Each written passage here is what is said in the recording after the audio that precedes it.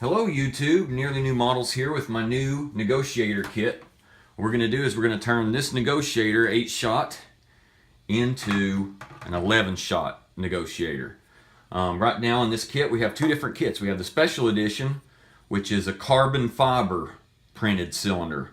It's printed with carbon fiber filament, so it has high strength and durability and the look of carbon fiber to match the simulated carbon fiber on the stock gun.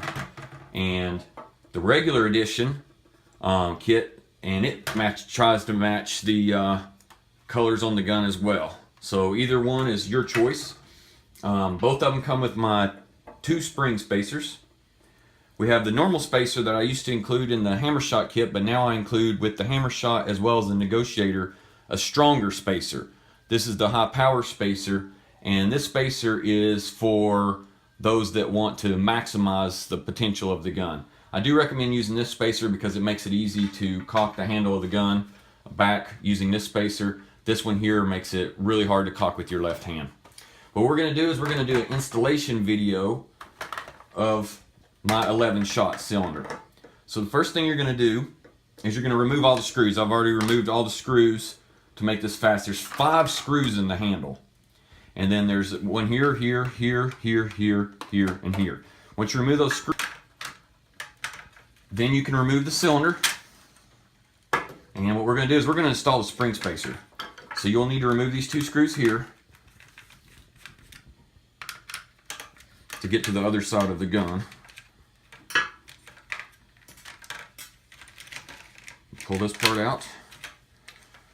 To install the spring spacer, all you need to do is just pry this out. Remove the spring, put the spacer of your choice on,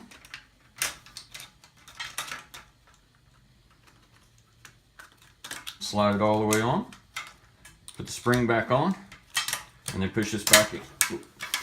Push this back in. Okay. Now, as you can see, that's kind of hard to install the regular one, so it's going to be even harder to install this spacer.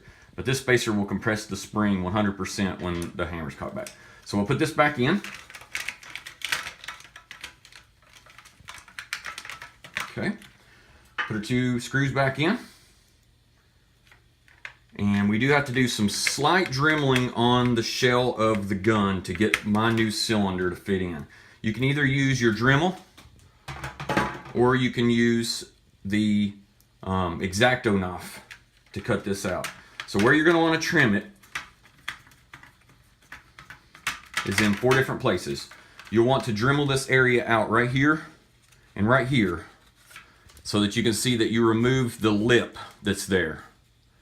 Also, you want to Dremel the lip off right here and right here on both pieces of the shell. So as you can see, I heated this up with a lighter and pushed that in. You don't have to do that if you don't want. You just Dremel that off, Dremel it right here, and you only need to go about that far, and then Dremel this section out right here.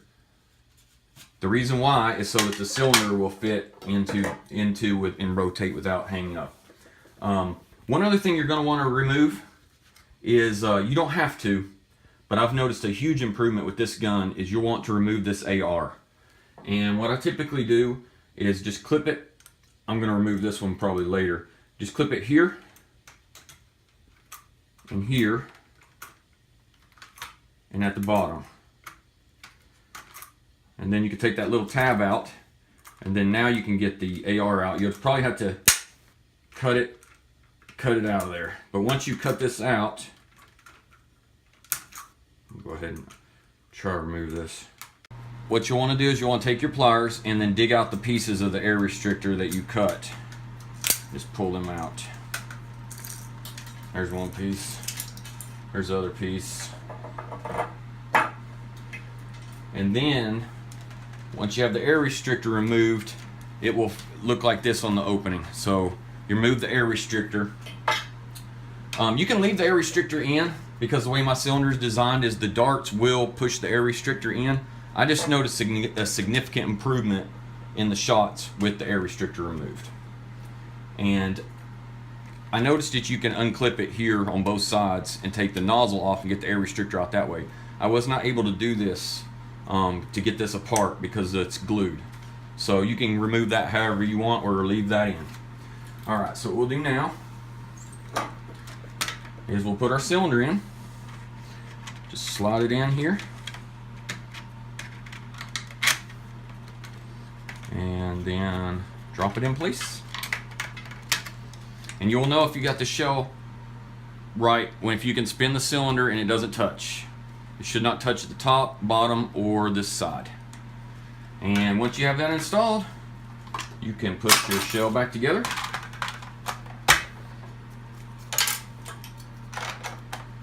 Put all your screws back in, and now you have an 11-shot negotiator. In another video, I'm going to do a demo of my cylinder with spacer versus the stock negotiator and compare the power and performance you get from the spacer and my cylinder versus the stock one.